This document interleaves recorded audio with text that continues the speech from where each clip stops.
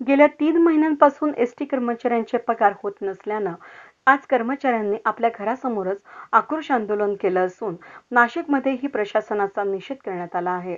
राकेश भंडारी यांनी आपल्या घरासमोर उभं राहून निषेध व्यक्त केला असून कोरोना काळातही या कर्मचाऱ्यांनी आपल्या जीवाची बाजी लावून काम केलंय.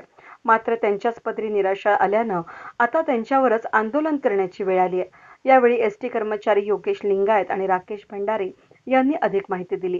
गेल्या 3 महिन्यापासून एस टी कर्मचाऱ्यांचे पगार झालेले नाही आहेत. घरामध्ये तुम्ही बघता आहात, म्हातारे आई वडील आहेत. वैद्यकीय सुविधा त्यांना आम्हाला पुरवता येत नाही आहे. आम्ही मागील काही महिन्यापासून मुंबईसारख्या ठिकाणी बेस्टची सेवा देखील करत आहोत. आमच्यातील बहुतेक कर्मचारी हे पॉझिटिव्ह झालेले आहेत आणि अशा पद्धतीने आम्हाला स्वतःला सुद्धा कुठे वैद्यकीय सुविधा घेता येत नाही, कारण की डॉक्टरांना देण्यासाठीचे बिल साठी पैसे, आता औषधासाठी पुढची पैसे भूमिका काय असेल तुमची? जर पगार झाले नाही तर पुढे काय करणार तुम्ही?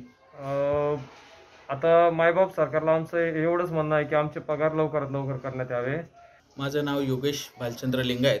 मी पंचवटी आगारामध्ये वाहक म्हणून काम करतो. आमची गेली 3 महिन्यापासून पगार झालेला नसल्या कारणाने आमची ही दिवाळी ही अंधारात जाणारी आहे.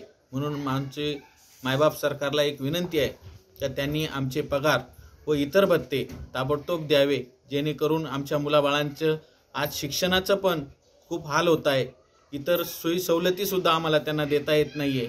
आता त्याच्यानंतर आमच्याकडे शेजारी पाजाऱ्यांचे मुलं जेव्हा नवे कपडे घालून येतात तेव्हा आमचे मुलं देखील आमच्याकडे येतात की पप्पा आपल्याला केव्हा कपडे आणायचे, आम्हाला केव्हा दिवाळीचा फराळ खायला मिळणार, आम्हाला केव्हा फटाके मिळणार. तर आम्हाला या आमच्या लहान मुलांना हे साधं छोटंसं उत्तरसुद्धा देता येत नाही की आम्हाला माहीतच नाही, शाश्वती नाही की अजून आमचा पगार कधी होईल. म्हणून आमच्या मायबाप सरकारने त्वरित आमचे पगार करावे, जेणेकरून आमचीही दिवाळी इतरांसारखी गोड नाही पण थोडी का होईना गोड होईल, एवढी अपेक्षा मी या शासनाकडून व्यक्त करतो. किती दिवस झाले पगार नाही? गेले 3 महिन्यापासून पगार नाही. असं जर बघितलं तर आमचं मार्चपासून आमच्या पगाराची ही खळखळ चालू आहे. गेल्या मागच्या वेळेस त्यांनी 1 महिना 2 महिन्याचे पगार जे 25% 50% केले, पण आता या 3 महिन्यापासून तर 1 रुपया देखील यांनी दिला नाही. काय पुढची काय मागणी असेल आता तुमची? आमची मागणी एवढीच आहे की आज आमच्या पोटाला अन्न द्या. अन्नासाठी आम्हाला जे पैसे लागतात ते आमचे पैसे द्या. आम्ही या कोविडच्या काळामध्ये उसनवार करून या मुंबईची सेवा केली. या बेस्ट कर्मचाऱ्यांच्या मदतीला आमच्यासारखे सगळे सहकारी आम्ही रोज तिथे जाऊन काम करून आलो.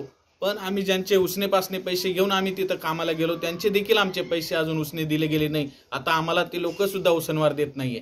वेद न्यूजसाठी सिनियर कॉरेस्पॉन्डंट कमलाकर तिवडे, नाशिक.